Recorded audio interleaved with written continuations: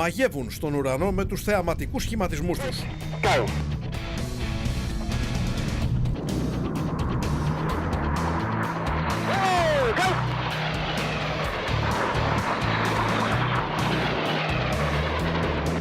Με ελιγμούς που κόβουν την ανάσα καθυλώνουν το κοινό.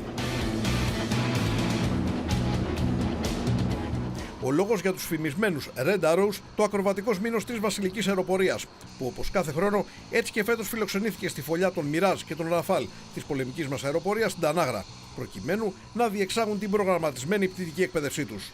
So we've been out here for a few weeks now training, making best use of the good weather we have here, but also the variety of locations that we can train at. So not just here at Tanagra on the airfield, but then various coastal locations, which means we're flying over the water, differing shapes of coastline, which is a good challenge for us, good for our training before going back to the UK.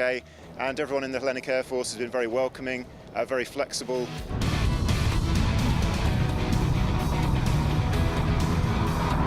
Οι παγκοσμίου φήμης Red Arrows είναι γνωστοί στο ελληνικό κοινό από τις μοναδικές πτητικές επιδείξεις που έγιναν στη χώρα μας. Λίγοι όμως γνωρίζουν τις απαιτήσεις εκπαίδευσης των ιπταμένων του βρετανικού ακροβατικού σμήνους. So every day we're flying 3 times, so 15 flights a week. It's an early start for us, so up at around 5 a.m. and the first takeoff is 8 o'clock in the morning, and then we fly 3 times. Each flight is a debrief at the end, which takes around 40 minutes, a quick bite, maybe a coffee, and then straight into the next briefing. And we do that 3 times every day, Monday to Friday. Για μία ακόμα φορά, το φημισμένο ακροβατικό σμήνος της Βασιλικής Αεροπορίας βρίσκεται εδώ στην Ελλάδα στο πλαίσιο του ετήσιου κύκλου πτητικής εκπαίδευσης. Η προετοιμασία των πιλότων των Red Arrows δεν απαιτεί τίποτα λιγότερο από το τέλειο. Αρχίζει από το ζεύγος μέχρι ένα πλήρη σχηματισμό σε διαφορετικά ύψη ανάλογα με τις καιρικές συνθήκες στην περιοχή της επίδειξης. So we start training in October, and to begin with it's just the team leader with 2 aircraft, and then we slowly build up the number of aircraft and the complexity of the maneuvers. By the time we come out to Greece, we're flying with all of the aircraft, flying the full show. And we have 3 shows, the full show, which is the very high one, the rolling show a bit lower, and then the flat show. Ο αρχηγός των Red Arrows δεν δίστασε να μοιραστεί μαζί μας ποιο είναι το μυστικό των άψογων αυτών σχηματισμών, με τα αεροσκάφη να απέχουν ελάχιστα μέτρα το ένα από το άλλο. The real secret is that we fly by ear, not by eye. So the team leader gives very structured commands in a very steady rhythm, and the pilots are reacting to the team leader's voice, not the movement of his aircraft, which is what keeps the lines very straight and keeps the formation shapes nice and symmetrical.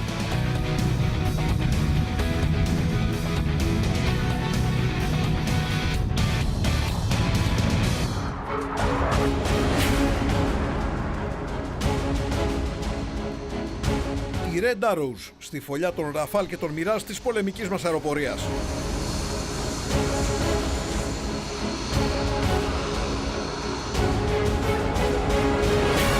The Red Arrows is almost 150 people, only 11 of those are pilots, so our support team is critical to get the aircraft into the air, and our engineers, especially the circus, who are the engineers that fly with us between air shows in the back seat, they're critical for getting the aircraft airborne.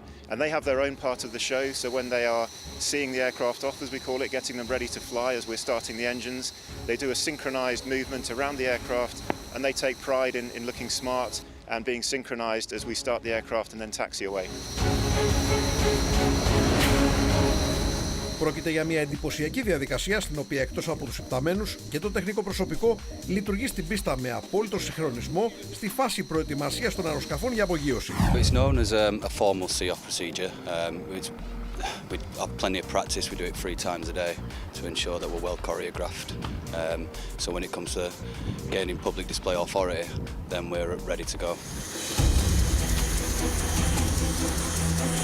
Σε λίγα λεπτά, τα κατακόκκινα αεροσκάφη των Red Arrows θα είναι πανέτοιμα για απογείωση για μία ακόμα εκπαιδευτική πτήση από την 114 πτέρυγα μάχη Ταναγρά. Ουσιαστικά η ενορχιστρωμένη αυτή διαδικασία με κάθε τεχνικό των Red Arrows να εκτελεί μηχανικά κάθε κίνηση γύρω από το αεροσκάφος σε απόλυτο συντονισμό με τους συναδέλφους του αντανακλά το υψηλό επίπεδο επαγγελματισμού και ικανότητας που επιδεικνύει άλλωστε κάθε φορά στον αέρα το παγκοσμίου φήμης βρετανικό ακροβατικό σμήνος.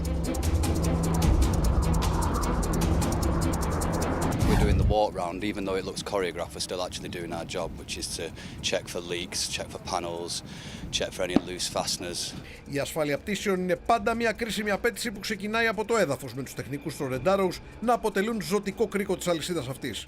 Flight safety is the most important factor of our job, really, to ensure that we don't have any serious accidents.